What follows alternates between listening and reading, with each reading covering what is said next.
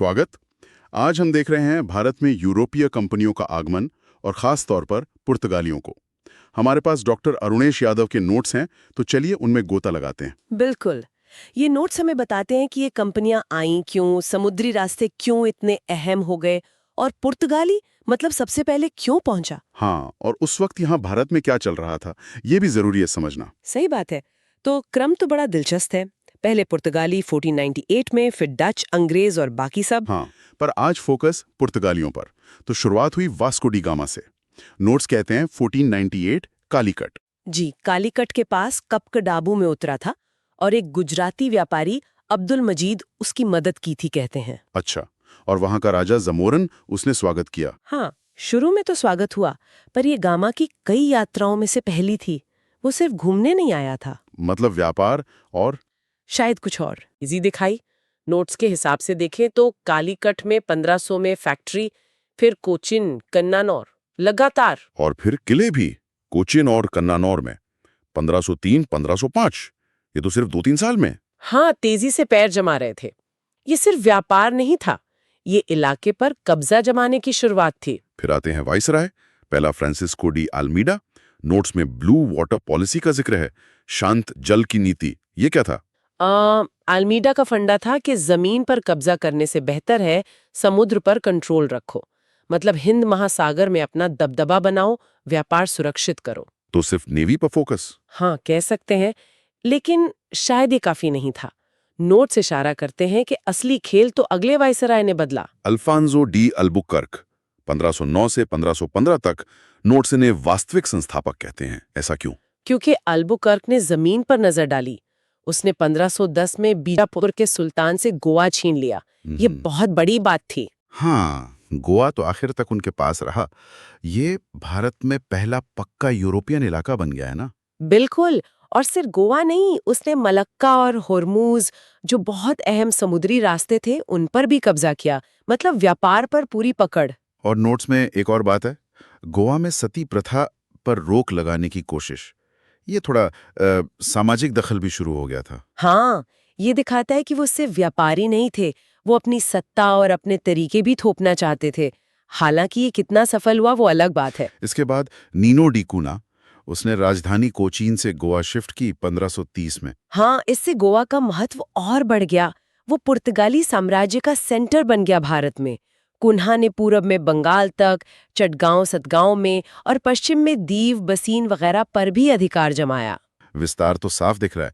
अच्छा, नोट्स में cartridge system का जिक्र है, ये क्या चीज थी? कार्टेज एक तरह का परमिट या लाइसेंस था। पुर्तगालियों का कहना था कि अरब सागर में व्यापार करना है तो हमसे ये कार्टेज लो, वरना जहाज लूट लिया जाएगा। अरे, ये तो सीधी दादागिरी हुई। हाँ, बिल्कुल, समुद्री दादागिरी ही थी। इससे भारतीय व्यापारियों को बहुत नुकसान हुआ और पुर्तगालियों का कंट्रोल बढ़ा। और इसी दौरान गोवा में वो ईसाई धर्म न्यायालय, इंक्विजिशन, जी, उसकी स्थापना हुई। कहने को तो धार्मिक मामलों के लिए था, पर असल में ये असहिष्णुता और जबरदस्ती धर्मांतरण का एक हथियार बन गया था कई बार। और वो मशहूर किस्सा भी तो है 1661 का, जब पुर्तगाल की राजकुमारी की शादी हुई और बंबई दहेज में चला गया। हाँ, कैथरीन ब्रिगांजा की शादी इंग्लैंड के राजा चार्ल्स द्वितीय से हुई और पुर्तगालियों ने बंबई अंग्रेजों को दे दिया। सोचिए। और चार्ल्स ने उसे आगे ईस्ट इंडिया कंपनी को किराए पे दे दिया है ना, बहुत कम किराए पर। हाँ, महज 10 पाउंड सालाना, एक पूरे शहर का सौदा। लेकिन नोट्स ये भी बताते हैं कि पुर्तगाली कुछ अच्छी चीजें भी लाए, फसलें वगैरह। हाँ, ये जरूरी है। आलू, तंबाकू, मक्का, पपीता, मूंगफली, संतरा, काजू, मिर्च, अनानास। आज हमारी थाली का हिस्सा है ये चीजें।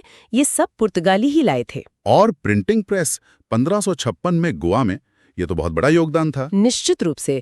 इससे यहाँ किताबें छपने लगीं, ज्ञान का प्रसार हुआ। ये सांस्कृतिक रूप से बहुत अहम था।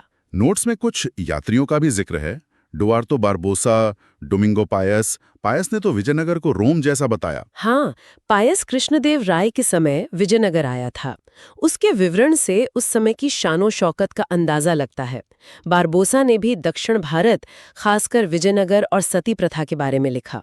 फादर मुंसरेट अकबर के दरबार में, उन्होंने भी काफी कुछ लिखा है। जी, मुगल शहरों, सेना के शिविरों और समाज के बारे में ये विवरण इतिहास समझने में बहुत मदद करते हैं। तुर्की की मजबूत शुरुआत के बाद पुर्तगालियों का असर कम क्यों होता गया, उनका पतन क्यों हुआ?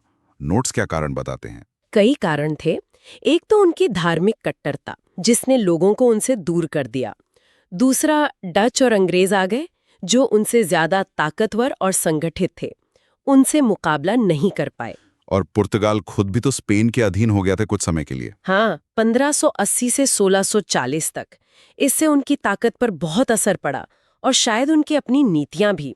वो वाइसरॉय अल्फोंसो डी सूजा का एक कोट है नोट्स में। हाँ, वो वाला कि पुर्तगाली एक हाथ में तलवार और दूसरे में क्रॉस लेकर आए।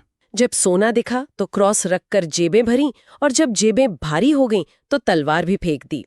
मतलब लालच और मकसद से भटकना भी एक बड़ा कारण बना। और आखिरकार 1961 में भारत सरकार ने सैन्य कार्रवाई करके गोवा, दमन और दीव को आजाद कराया। ऑपरेशन विजय। जी, तो ये कहानी काफी लंबी चली, लगभग 450 साल।